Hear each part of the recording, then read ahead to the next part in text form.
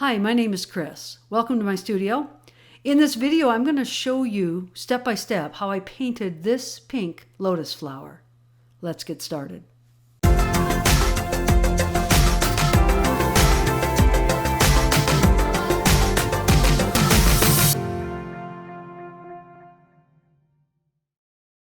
Here's the finished painting of a pink lotus, and here's the reference image I painted from.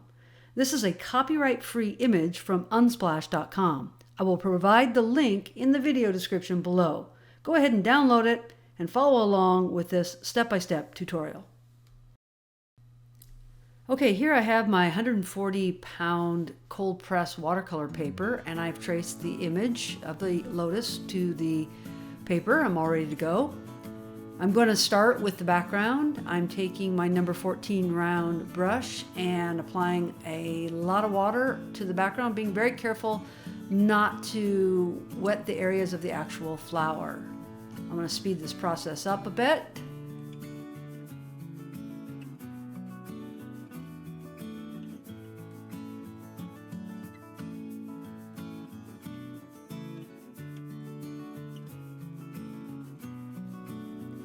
Now I'm going to go ahead and turn the board upside down and paint the background with the painting inverted like this. The reason for that is I'm going to start by putting the colors, the brightest green colors, near the bottom of the painting, which is now near the top, and then let those colors flow down towards the blue, which is going to be more representative of the sky. So I'm just trying to use gravity to make the watercolor, the pigments, move down the paper in the way I want them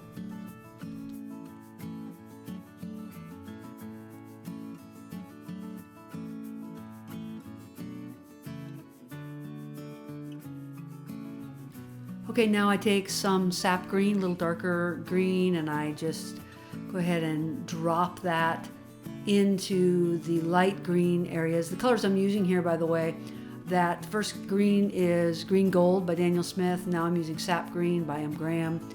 And I just want to have a variety of colors. I'm doing wet on wet, obviously, here, so the colors are going to spread out into each other. And by the time they dry, they will be very diffuse and very soft. And so I'm just experimenting, dropping colors here.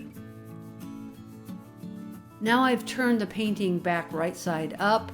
I'm taking my ultramarine blue and just starting near the top. Again, this is wet on wet. There's quite a bit of moisture on the paper still. And I'm now going to just put a wash across the top and just slowly work that bead of water down the paper as it starts to mingle into the green gold that's already on the paper. And again, because it's wet on wet, it's going to get very soft. This is what I'm looking for is a very soft, diffuse background.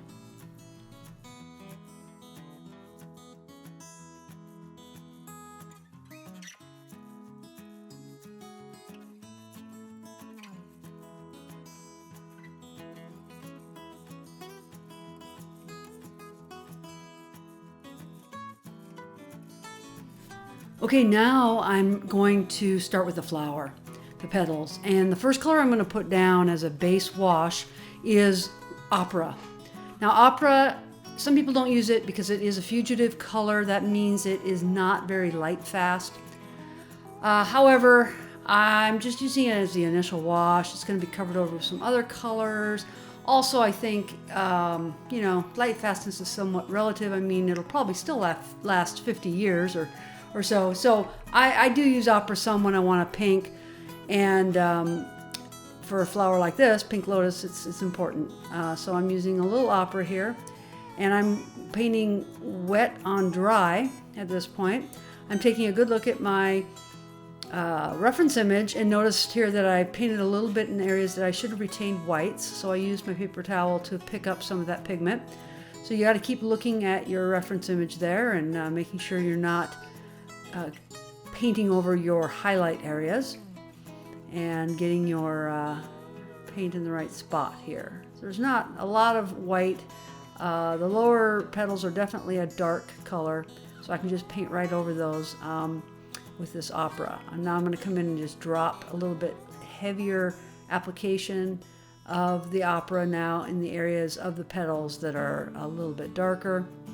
And again, we're wet on wet, and so any pigment I put down is really going to spread, which is fine, because I want a real soft undertone to the entire flower. I just took the easel head and I just flattened it a bit more because I was painting still at a pretty steep angle, and I don't want, at this point I don't really want the colors to flow down so much. I wanted that when I was working on the background, but now that I'm working on the flower, I want more of a level painting surface.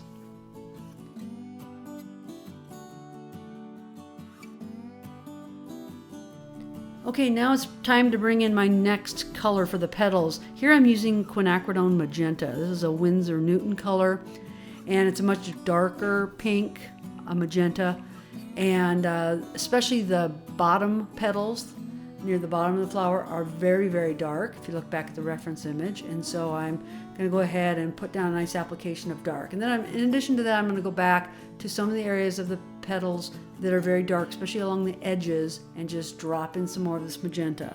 I'm going to speed this up a little bit. You can see how I do this.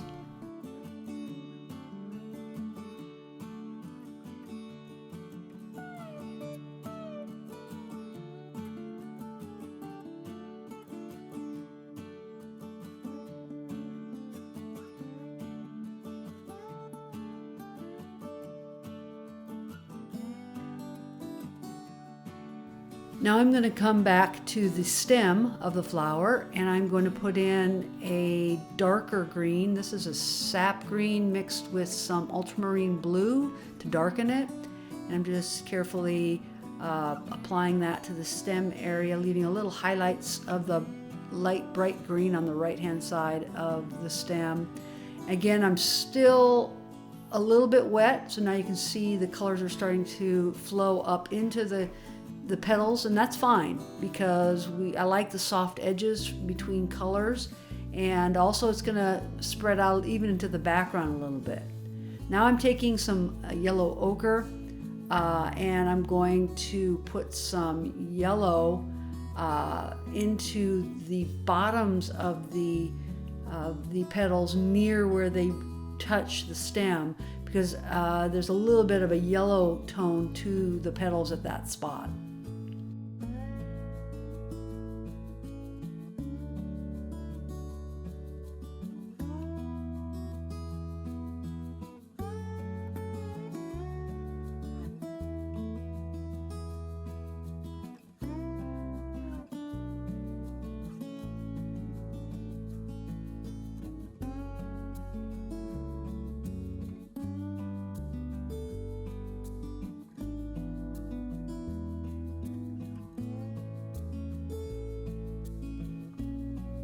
I'm coming back with my quinacridone magenta once again and just dropping in that darker color back into those bottom 3 or 4 petals that are the darkest.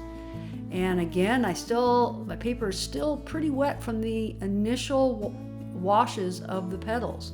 So this is pretty thick paper, and it will hold an initial wash, especially if you put a lot of water on at the beginning. It will hold that water for quite a while.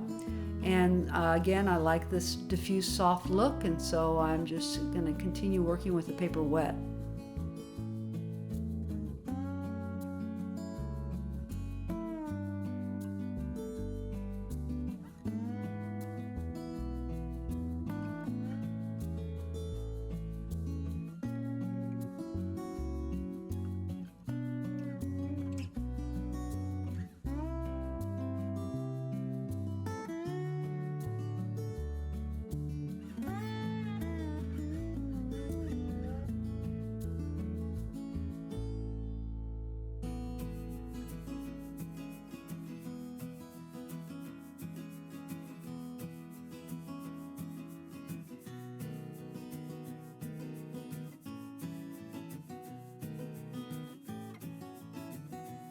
Okay, now I've decided by looking at the reference image that those bottom petals are even darker than what I can achieve just using the magenta color. So I've taken the magenta and I've even added a little blue to it, just slightly, to darken it even more.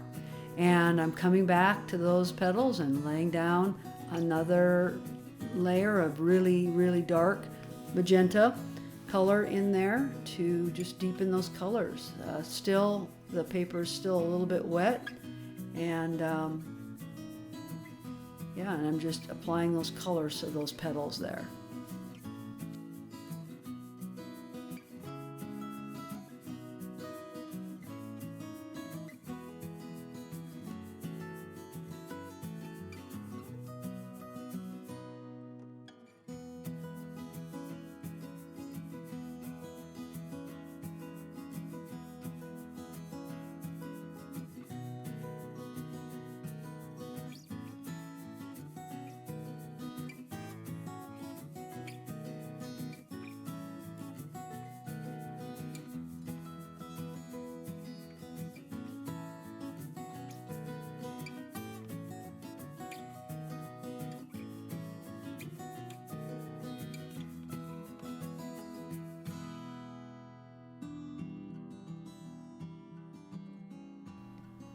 Now I want to add a little bit of the details. So I've noticed that at the tip of the petals, there's a dark spot or a dark edging along most of the petals, as well as some veins or lines that descend down into each petal.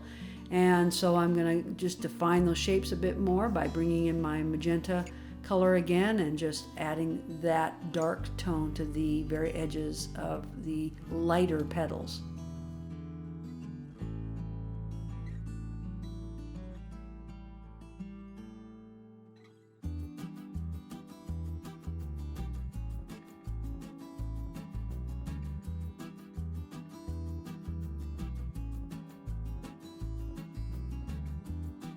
Next, I mix up that magenta color with some more blue with even some indigo in it, which is going to make it, again, real dark. And I'm just trying to emphasize the darker value that is found in these 3 or 4 lower petals. And so I'm just going to come in now. I'm using I think a number 8 round to get a little more detail and control, and applying these real dark colors to these petals.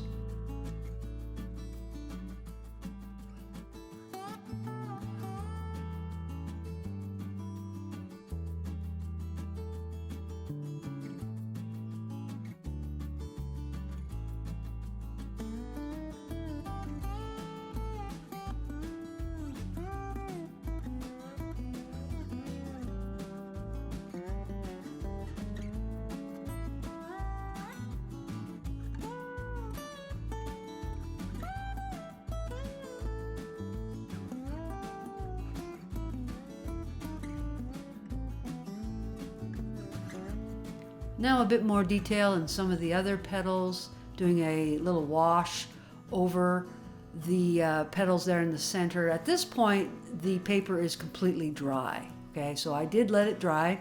And so now I'm coming back. This would be called glazing, where I'm applying a new layer of color over an already dry area of the painting that has pigment on it already. And then these transparent layers, one after the other, begin to build up the color, and there's a real translucent quality to that because you can see the colors below. The colors you're putting on, they're transparent, so you can see through them, the colors that are already there. And this is the beauty of watercolor.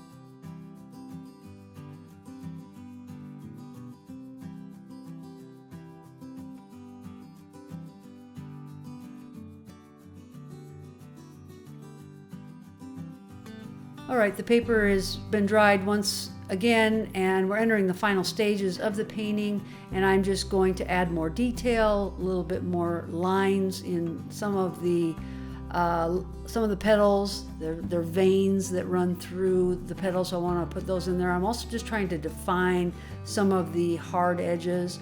Again, some of these petals were painted wet on wet, so they had a really soft diffuse edge, but I'm just wanting to define at least some of the edges, especially at the top there of some of these petals, and just putting in the final details. We're just about done.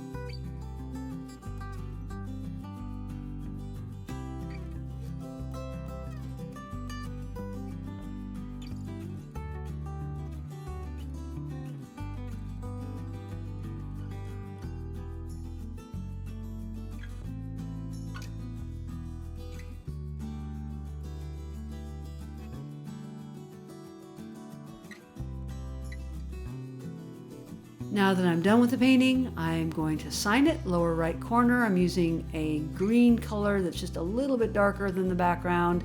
I like to make my signature very subtle and in watercolor, and usually in the lower right corner. Thanks for watching. I hope this video was helpful. If so, please consider subscribing to my channel, and it would be great if you could hit that like button, because that helps get my video out to more people.